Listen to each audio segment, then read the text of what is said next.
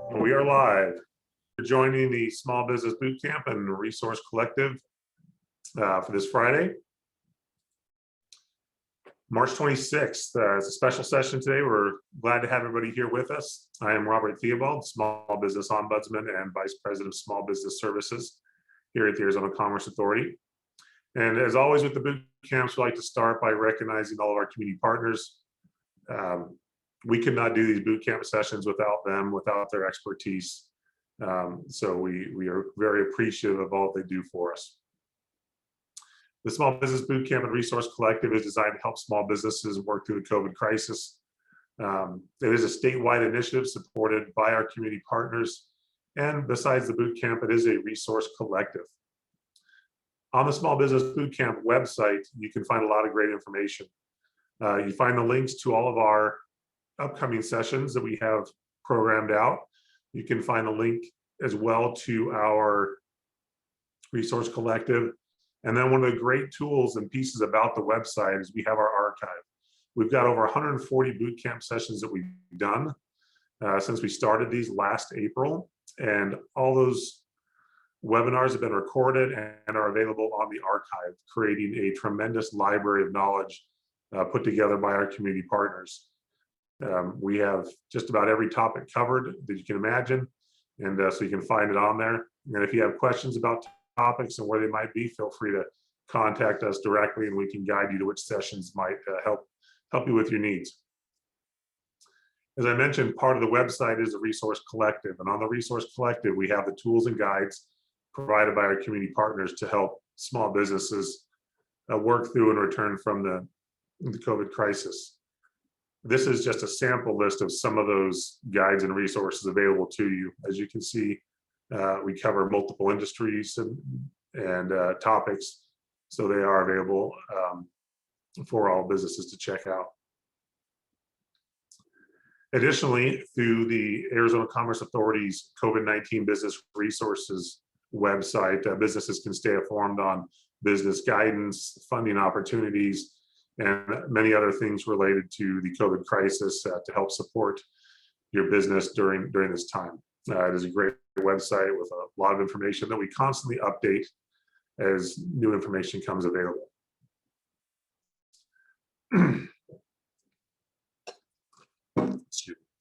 So some of the ACA's programs that we are available to help businesses during this time is our small business services.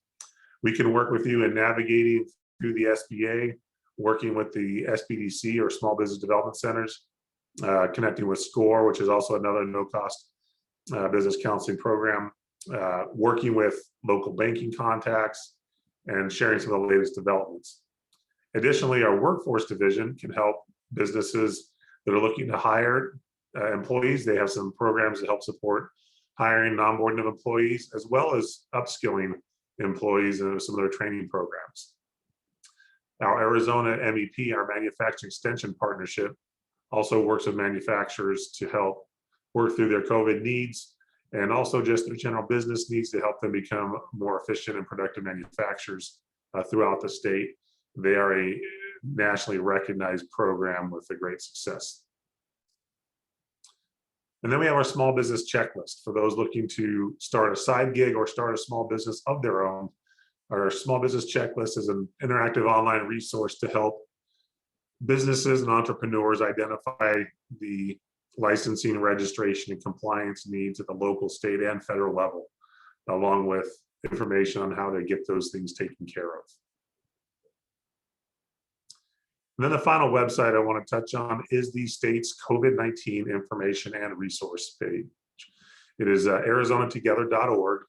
And this is everything related to COVID-19, not just business information. And you can check it out. A lot of great information can be found there. So with that, I want to turn to some updates. Had a lot of updates come out in the past week.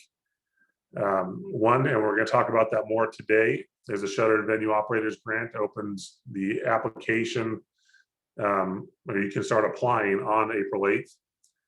The SBA has released a new website called Sba Community Navigators. And so I've got the link there, and it's designed to help historically challenged communities to identify the resources available to them to help grow and strengthen their communities and their businesses.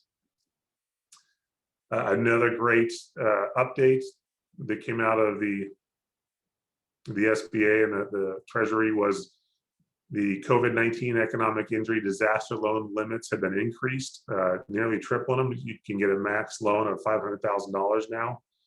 The SBA will be reaching out to the businesses with information on how they can apply to up their loan if they have one.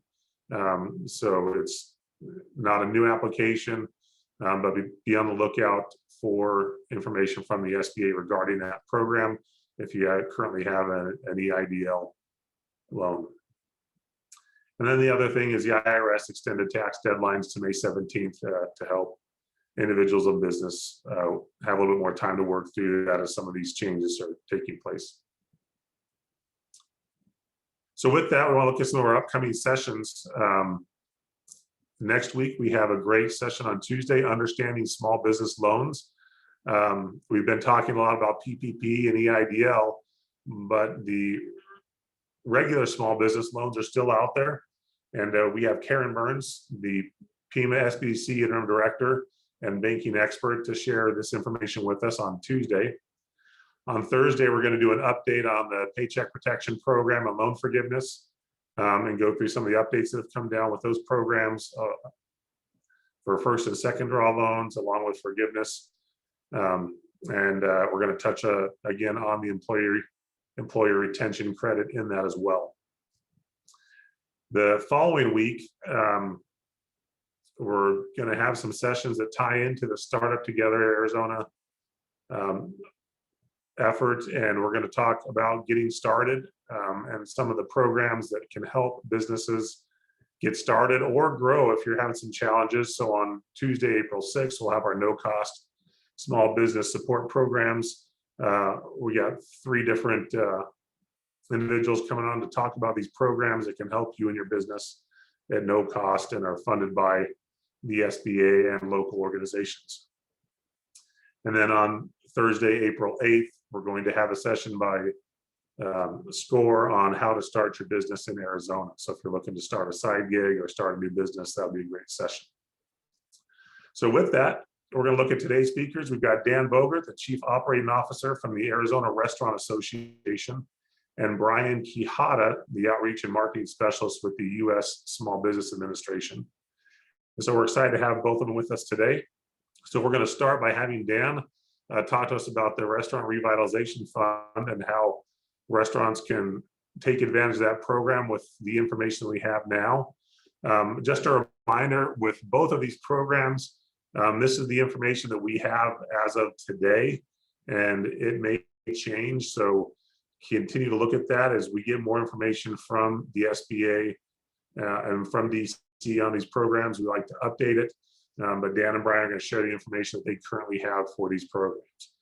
So Dan, we'll go ahead and I'm going to stop sharing and turn the time over to you and let you get started. Great, thank you, Robert. Let this screen get loaded here. So thank you, everybody. Again, my name is Dan Bogert, and I'm the Chief Operating Officer at the Arizona Restaurant Association. And here to talk to you a little bit about the Restaurant Revitalization Fund. Next slide, please, Faith.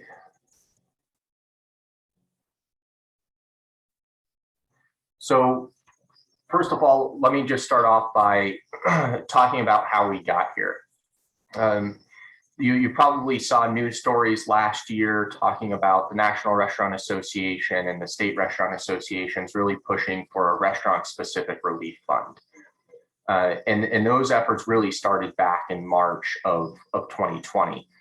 But just like anything else, there is other policy considerations that Congress takes into effect, and ultimately we saw several rounds of PPP until we got to this most recent the most recent recovery bill, the $1.9 trillion bill, and that included $28.6 billion dedicated to what was retitled the Restaurant Revitalization Fund. And essentially, this grew out of the Restaurant Act that had previously been introduced in Congress by Senator Sinema. And there was a couple of changes, but I just wanted to go over who's qualified for this. And I think it's easier to look at who's excluded versus trying to identify each of the folks that are in. So essentially, if you're in the restaurant industry, the only way you're not qualified is if you're a publicly traded company or you have more than 20 locations. And that's regardless of if you have different names, et cetera, et cetera.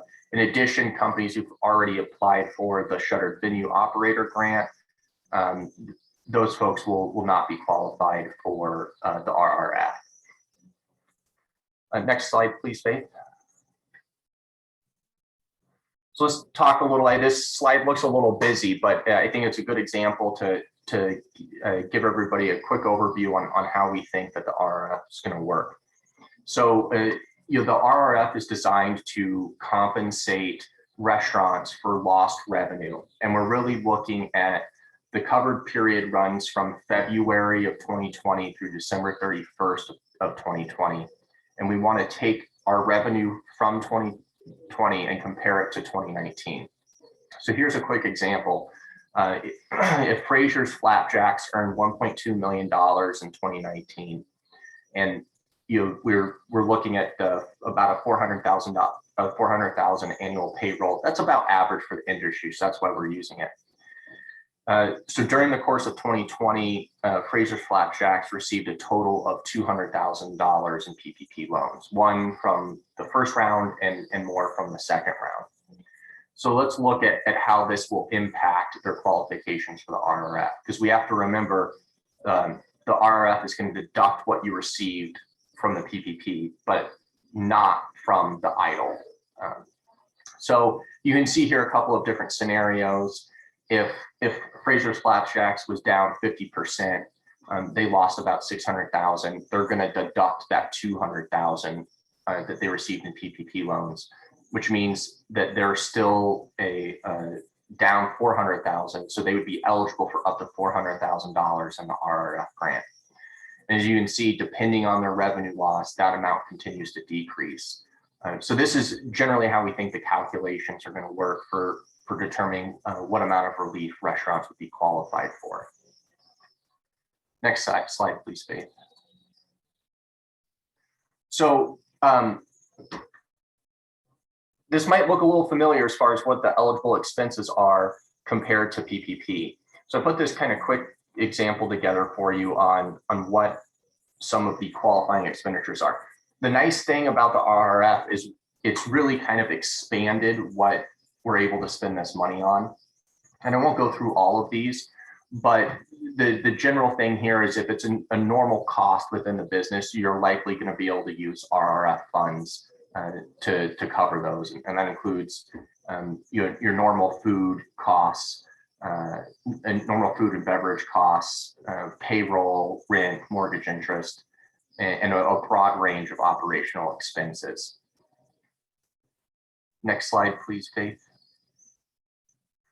So here's how we think that the timeline is going to work out. And we're still working with the SBA and the administration to try to figure out if we can speed this up. But we're looking for the SBA to release their rules and the actual application for this next month.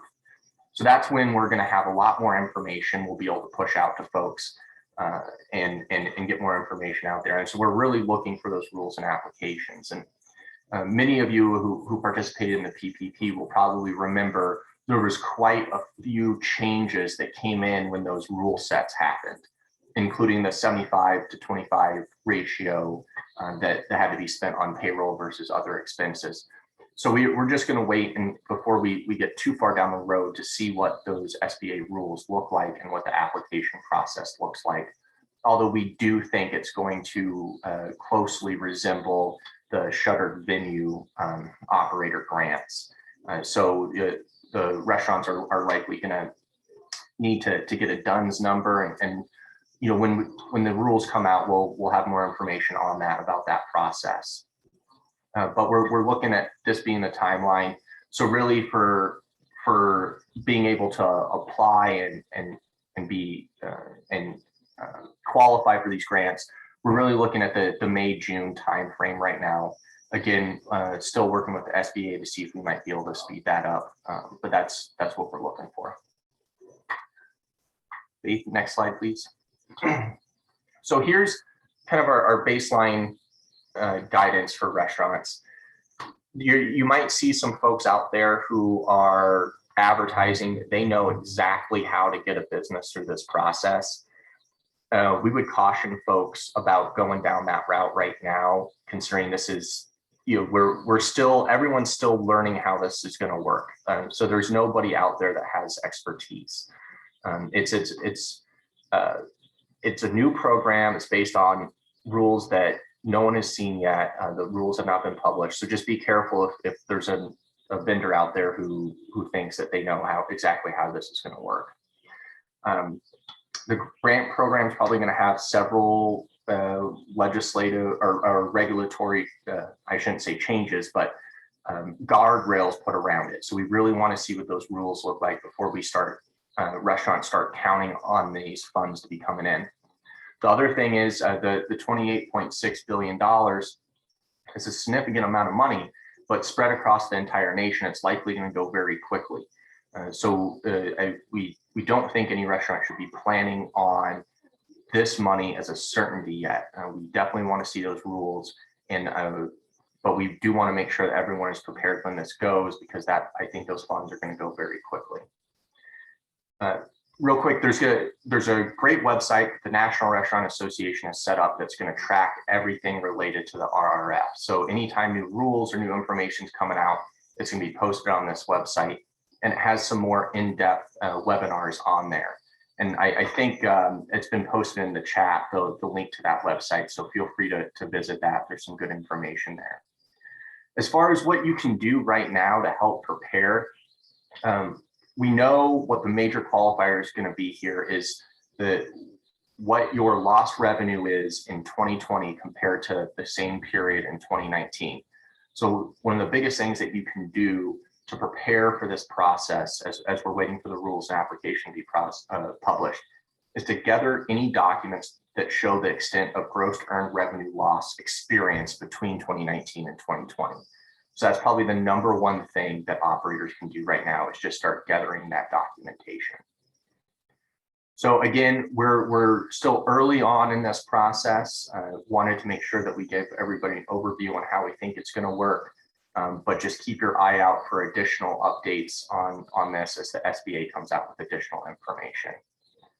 And that's all I have for everybody. So thank you very much.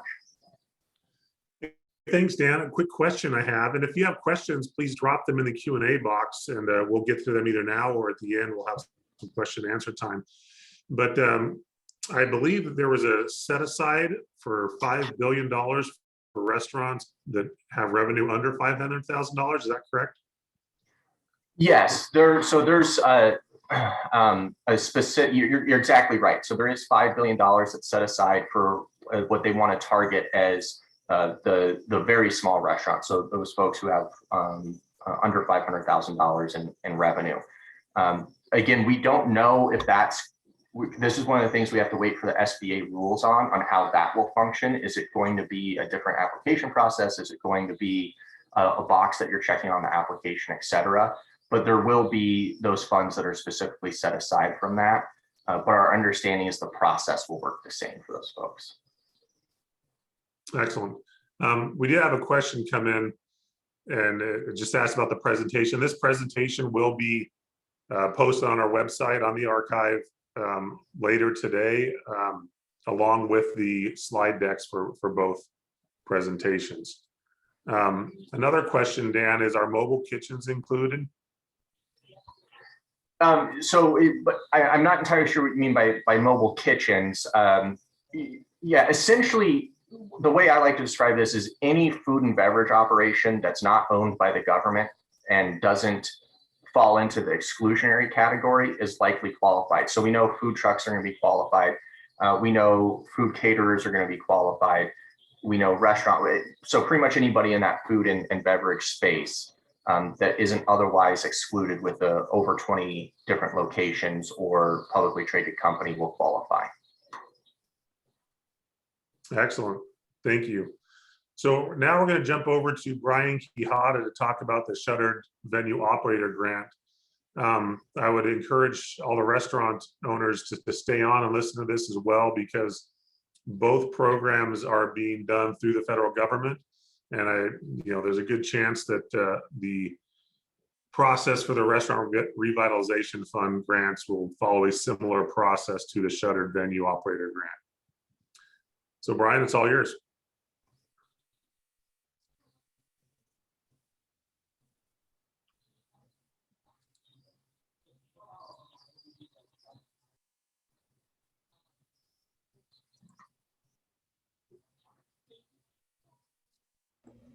Right, there you go. Apologize, I was muted there without knowing. So Robert, thank you. Good morning all. Thank you for joining us. Today I will be covering the Shuttered Venue Operators Grant, which is also known as the SVOG, which is offered by SBA's Office of Disaster Assistance. I will be providing just a general overview and the information that is available up to date. If you could move on to the next slide, Faith, please.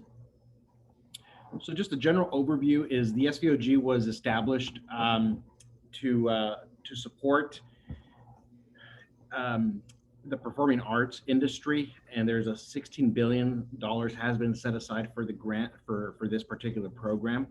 Again, this is it's going to be intended for the live performing arts industries. Next slide, please.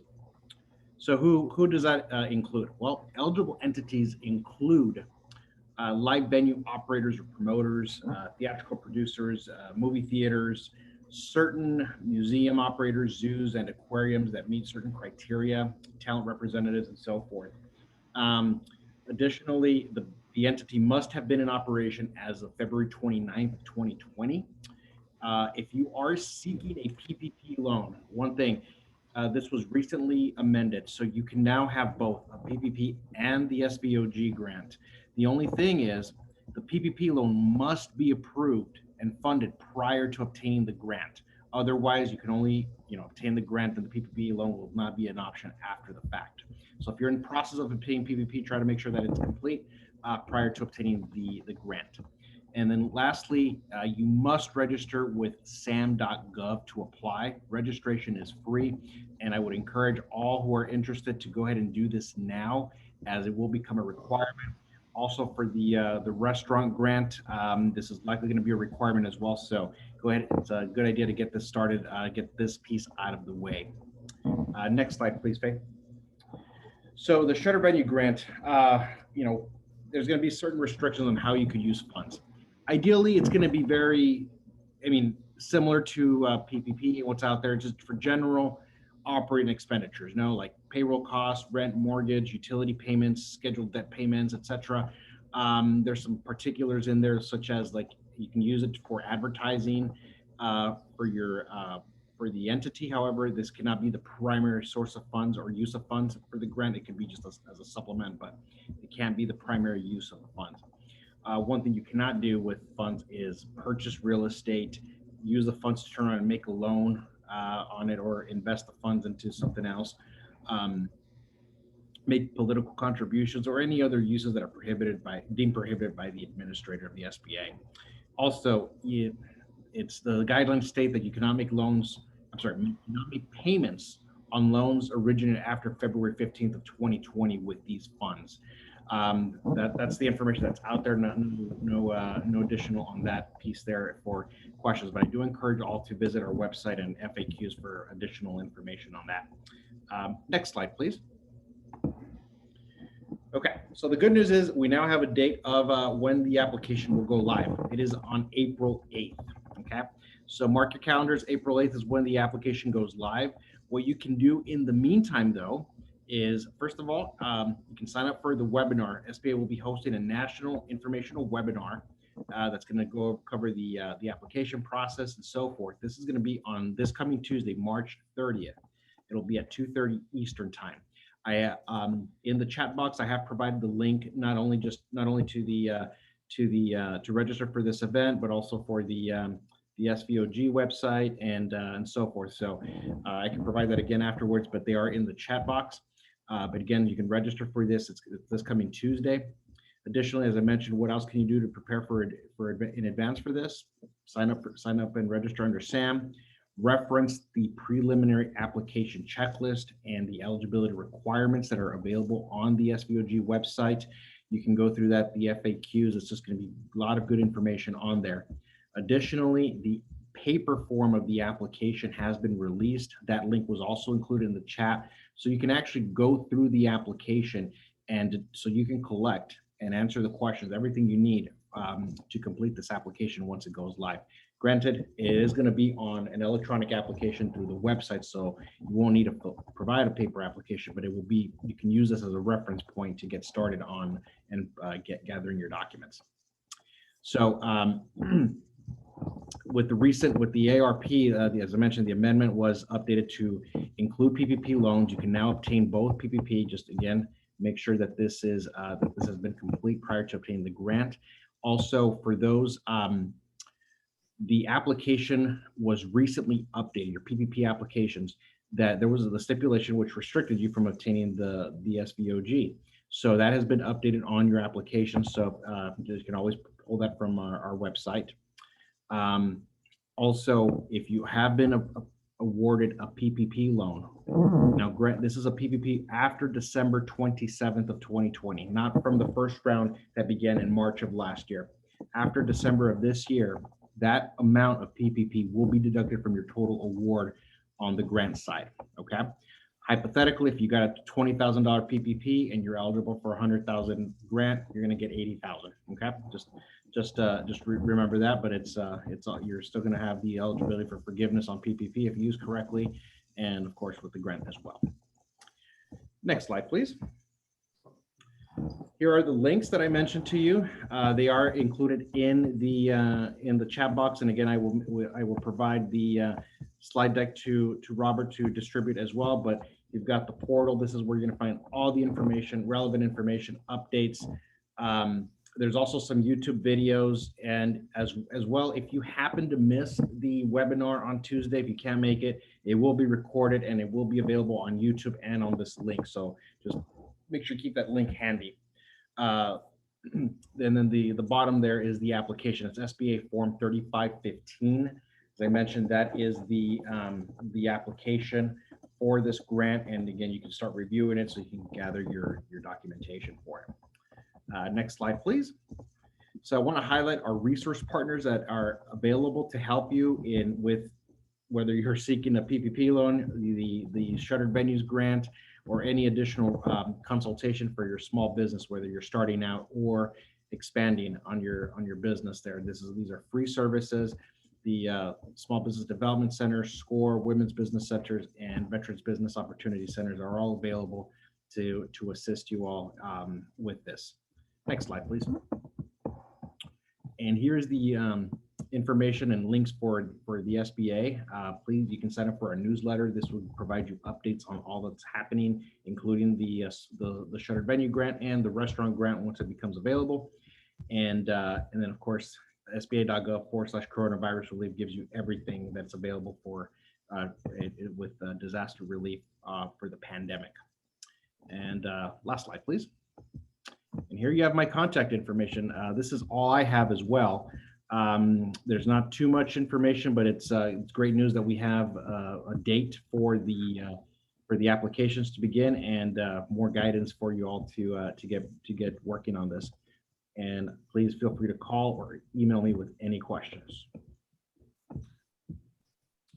Thank you, Brian. So again, if you have questions, please drop them in the Q&A box. One question I have, Brian, is could you talk a little bit about what a DUNS number is and about registering on sam.gov?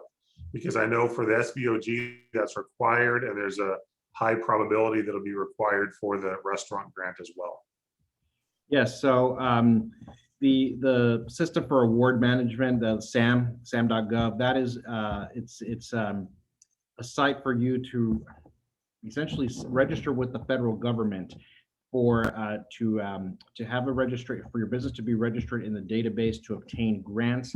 And also, if I mean, I'm going off topic here, but if a business is interested in becoming a federal contractor, that's where they utilize the system as well to obtain or to bid for federal contracts. And of course, the DUNS number, the Duns and Bradstreet number, identifies your business, and it follows your business, so that way it's part of your registration package when you are applying for it, whether it's for lending or for federal assistance or loans. Excellent. A couple of weeks ago, we had a session on improving your business credit score, and the Duns and Bradstreet numbers. One of the things they talked about is one of the organizations that tracks business credit as well. So definitely want to make sure you get on there and get your Duns number for the grant and for sam.gov. We do have a couple questions. We have a really good one from Lisa. It says, do we know if nonprofits like a fairgrounds would qualify for this grant? That is up in the air at the moment. We've had some questions because if you visit the FAQs, there's some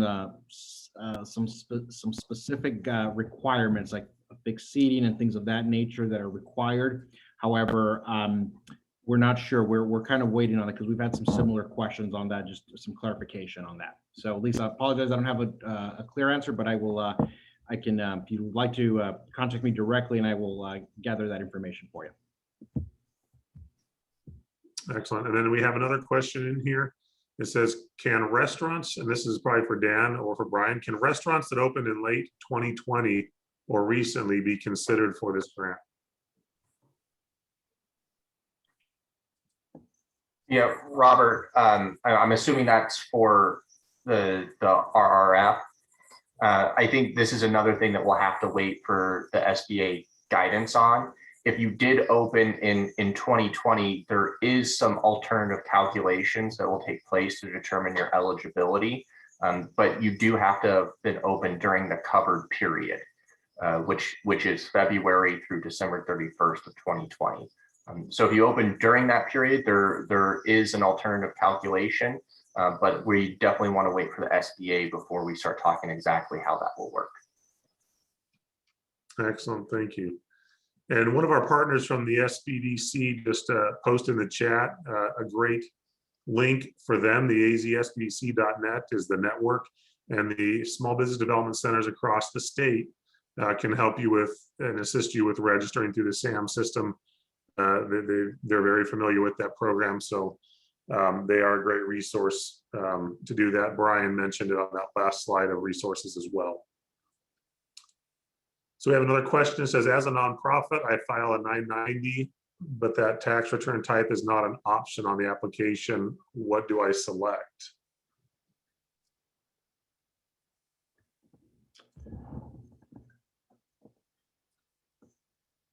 Laura, let me get back to you on that.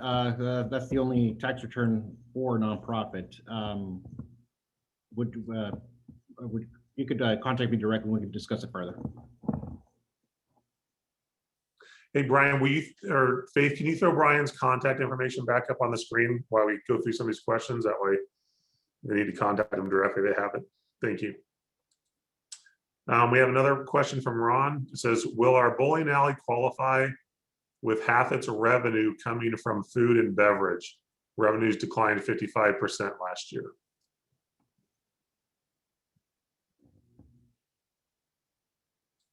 Robert. Yeah. I'm assuming he's asking again if he's qualifying for the RRF. Our understanding is yes, you would qualify because you have an establishment that's a food and drink establishment where patrons assemble for the primary purpose of being served food or drink. I think it's the primary purpose for being served food or drink that we're going to have to wait for some clarification on the SBA from. But it is our understanding that you would qualify, but I'm hesitant to give you the 100% thumbs up without seeing those rules from the SBA. Excellent. Now we have another good question here. And Brian, you may be able to touch on this. It says, will my qualifications for this grant, and I think, I'm not sure if it's referring to the restaurant grant or the venue grant, but I think it would apply to both. Will my qualifications for this grant be affected if I received an EIDL loan and targeted EIDL advance funds? It will not affect you at all for a shuttered venue. And Brian, it won't affect you for the RRF either. The only deduction from the RRF is the Paycheck Protection Program. Yeah, so. Another question is, are grants tax-free like the PPP? I'd refer you to your tax professional on this.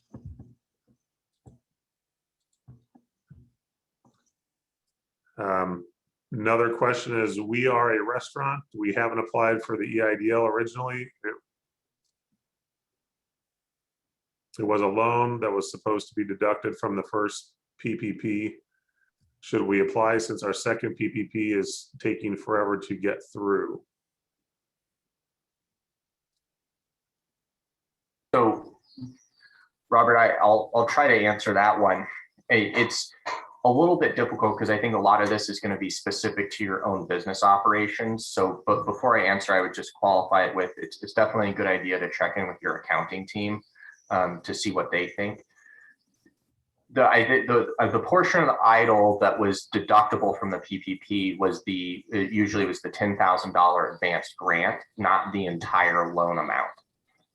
So you could take the EIDL and PPP concurrently, but that $10,000 grant that came as part of your EIDL would be deducted from your PPP. As far as whether it's better for you to apply for the EIDL while waiting for your second draw of PPP to come in, that's honestly going to be an individual business decision.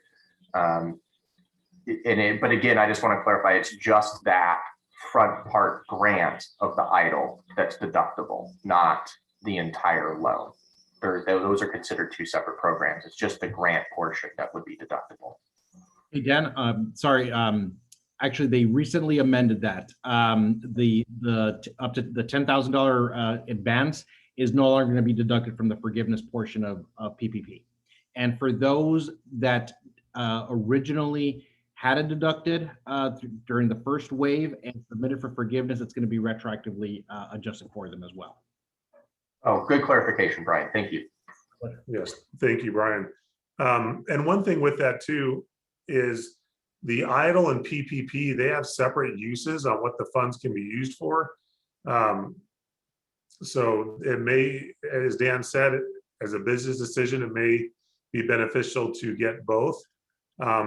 I would recommend in this situation that you get a hold of your local small business development center and work with them to help look at your business and see which options are going to work best for you.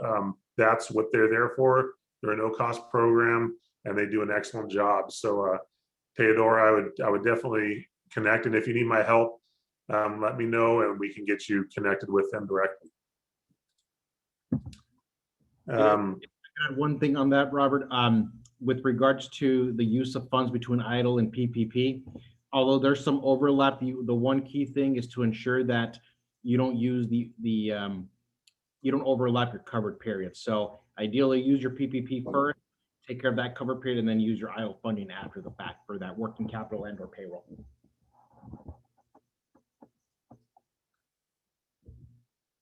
All right, Brian, this is a good question for you. It says, we understand the SBA provides information in Spanish on their website. Will there be an upcoming webinar offered for Spanish speakers focused on this webinar's discussion? Not as of yet. The one on Tuesday, the national, will be held in English only.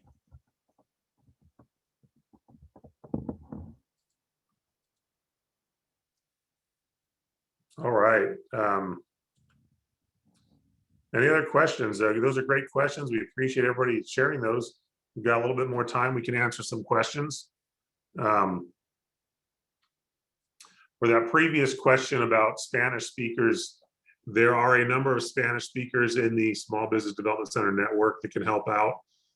Additionally, the Women's Business Center, both in Tucson and Phoenix, have some Spanish speakers. Chicanos por la Causa has people that are very qualified to help with this as well, to do some technical assistance to help out.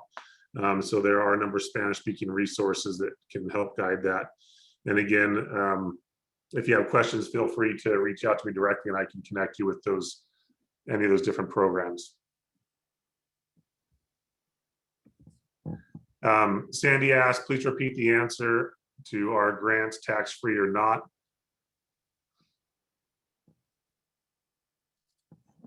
I would recommend just consulting your tax advisor on that.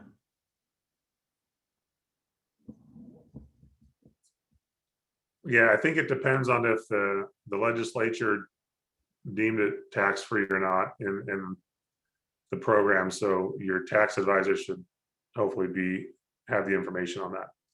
Yeah, and Robert, just to add some complexity to this, is you have to not only look at what the IRS is going to come out with on the treatment of this, but you also have to see, I mean, we're talking about Arizona here. We have to see what the Arizona legislature does as far as conforming to those federal standards. So every year we run a tax conformity bill. And I know they're still working on that, trying to match everything up, but those are going to be two separate things that we have to keep an eye on. And I think that's why it's important to check in with your tax professional, because it's not as straightforward answer as just what the IRS says. You also have to match what your state's going to be doing. Excellent. We've had a number of questions about some of the Spanish stuff, so I'm going to make a note. I am putting my email in the chat. For any of the Spanish speakers out there, I do speak Spanish, so you can send me an email in Spanish and I can read that and get back with you. I will pre-apologize. My grammar has lost some of it over the years, but I can help you in Spanish if that is necessary.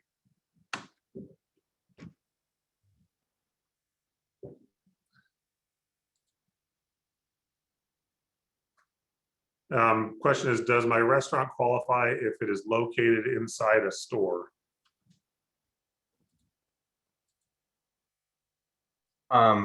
Robert, I think, again, and this is something we're going to have to wait for the SBA rules to know for sure. I think it's ultimately going to depend on your ownership structure.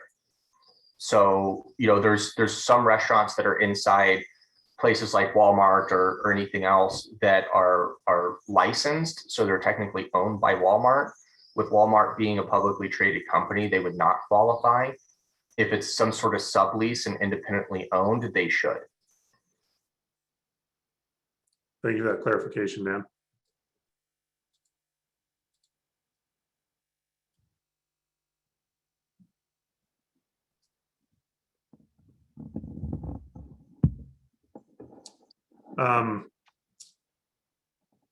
Mark, I think you're referring, we got a question from Mark referring to an extension. I believe that's with the PPP. We will be addressing that next week. I know they're working on an extension. I have to double check, and I'm not sure it has been approved. Brian, do you know if the PPP extension has been approved? It was waiting on the Senate vote. Okay. Yeah. So so hopefully on our PPP session next Thursday, we'll have more information on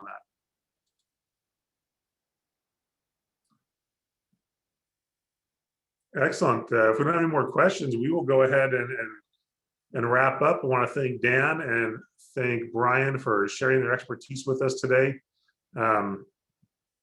Great information.